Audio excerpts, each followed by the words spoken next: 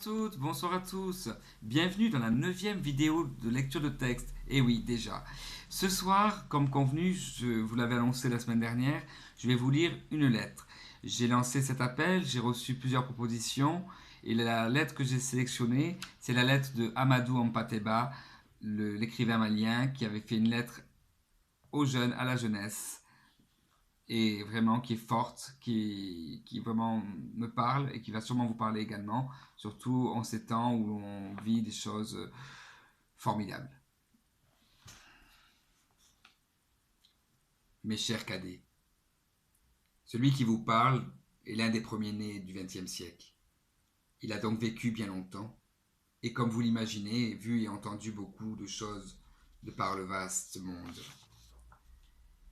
Il ne prétend pas pour autant être un maître en quoi que ce soit. Avant tout, il s'est voulu un éternel chercheur, un éternel élève, et aujourd'hui encore, sa soif d'apprendre est aussi vive qu'au premier jour. Il a commencé par chercher en lui-même, se donnant beaucoup de peine pour se découvrir et bien se connaître, afin de pouvoir ensuite se reconnaître en son prochain et l'aimer en conséquence. Il souhaiterait que chacun de vous en fasse autant. Après cette quête difficile, il entreprit de nombreux voyages à travers le monde. Afrique, Proche-Orient, Europe, Amérique. En élève sans complexe ni préjugés, il sollicita l'enseignement de tous les maîtres et de tous les sages qu'il fut donné de rencontrer. Il se mit docilement à leur écoute. Il enregistra fidèlement leurs dires et analysa objectivement leurs leçons, afin de bien comprendre les différents aspects de leur culture et par là même les raisons de leur comportement. Bref, il s'efforça toujours de comprendre les hommes, car le grand problème de la vie, c'est la mutuelle compréhension. Certes, qu'il s'agisse des individus, des nations, des races ou des cultures, nous sommes tous différents les uns des autres. Mais nous avons tous quelque chose de semblable aussi.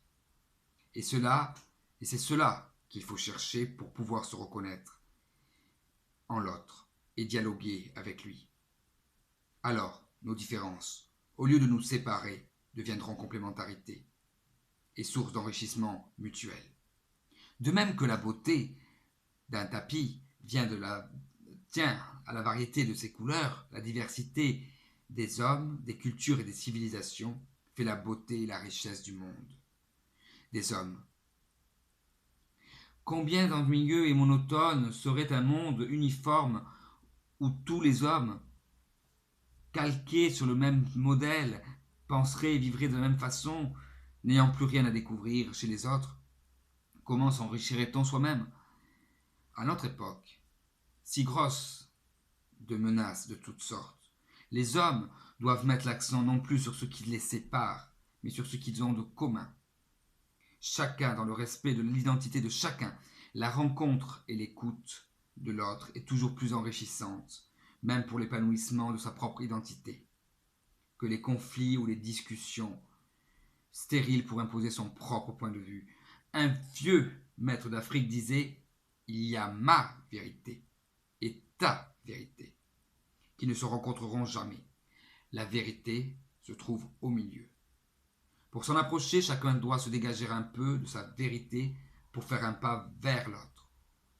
Jeunes gens, dernier-né du XXe siècle, vous vivez à une époque à la fois effrayante par les menaces qu'elle fait peser sur l'humanité et passionnante par les possibilités qu'elle ouvre dans le domaine des connaissances et de la communication entre les hommes.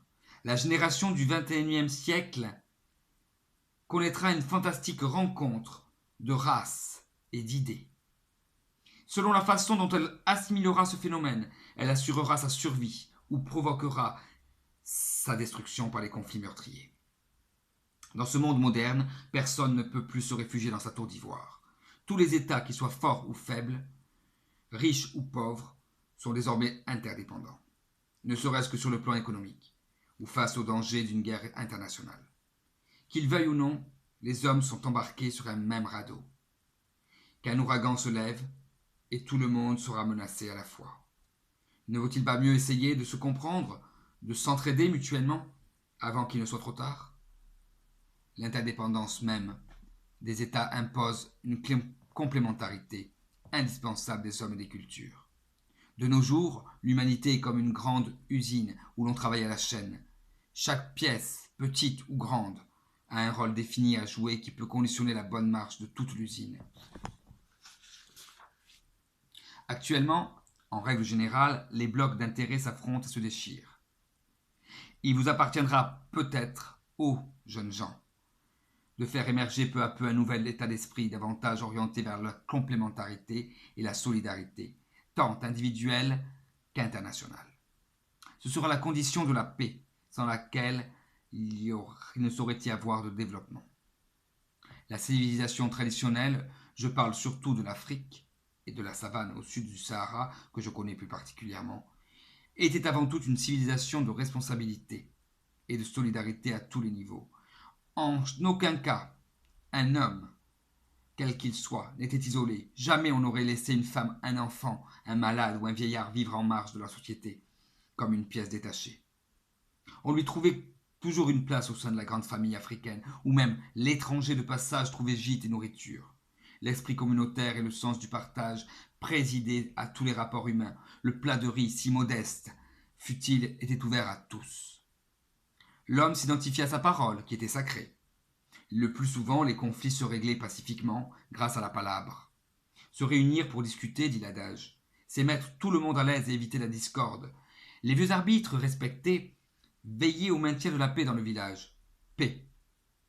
La paix seulement sont les formules clés de toutes les salutations rituelles africaines.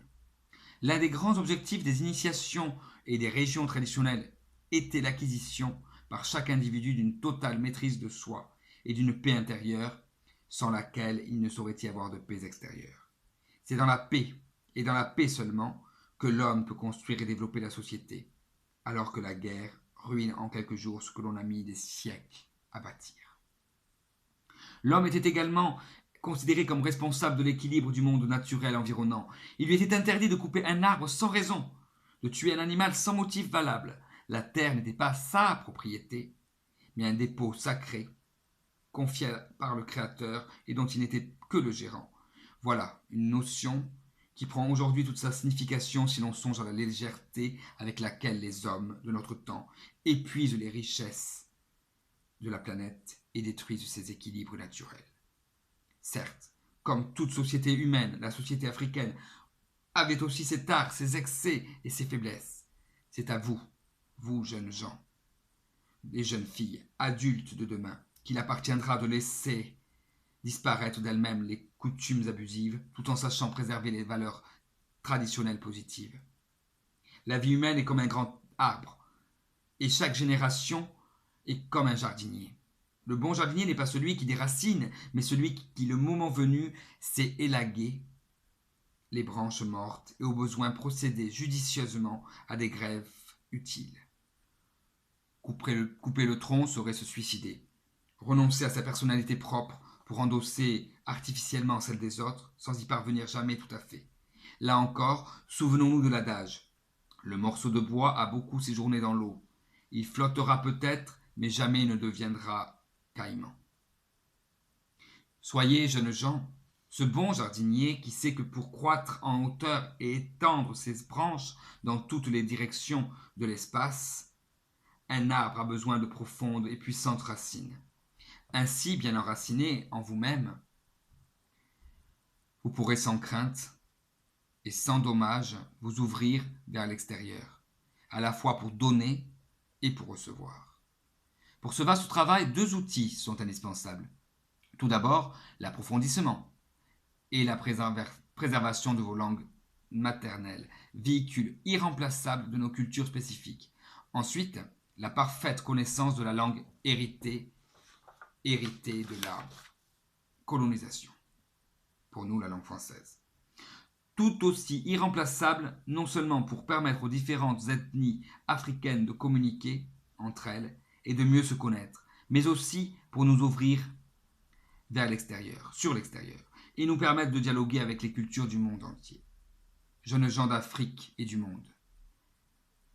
Le destin a voulu qu'en cette fin du XXe siècle, à l'aube d'une ère nouvelle, vous soyez comme un pont jeté entre deux mondes, celui du passé, où de vieilles civilisations n'aspirent qu'à vous léguer leurs trésors avant de disparaître, et celui de l'avenir, plein d'incertitudes et de difficultés, certes, mais riche. Riche aussi d'aventures nouvelles et d'expériences passionnantes.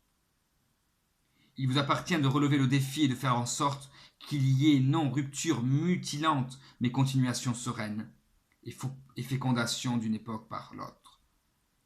Dans les tourbillons qui vous emporteront, souvenez-vous de nos vieilles valeurs de communauté, de solidarité et de partage. Et si vous avez la chance d'avoir un plat de riz, ne le mangez pas tout seul. Si des conflits vous menacent, souvenez-vous des vertus du dialogue et de la palabre. Et lorsque vous voudrez vous employer, au lieu de consacrer toutes vos énergies à des travaux stériles et improductifs, pensez à revenir vers notre mère, la terre, notre seule vraie richesse, et donnez-lui tous vos soins, que l'on puisse en tirer de quoi nourrir tous les hommes. Bref, soyez au service de la vie, sous tous ses aspects. Certains d'entre vous diront, peut-être, c'est trop nous demander. Une telle chose nous dépasse. Permettez au vieil homme que je suis de vous confier un secret. De même qu'il n'y a pas de petits incendies, tout dépend de la nature du combustible rencontré, il n'y a pas de petit effort. Tout effort compte, et l'on ne sait jamais, au départ, de quelle action apparemment modeste sortira l'événement qui changera la face des choses. N'oubliez pas que le roi des arbres, de la savane, le puissant et majestueux baobab, sort d'une graine qui au départ n'est pas plus grosse qu'un tout petit grain de café. Voilà, c'était donc le texte de l'écrivain malien Amadou Hampâté-Bâ. Et vraiment un texte fort qui je vous invite à partager et à écouter, bien entendu. Et je remercie Viviane Brevet de nous l'avoir présenté, proposé, c'est super. Merci à toutes, je vous souhaite une excellente semaine et je vous dis à la semaine prochaine pour la dernière vidéo de lecture. À bientôt.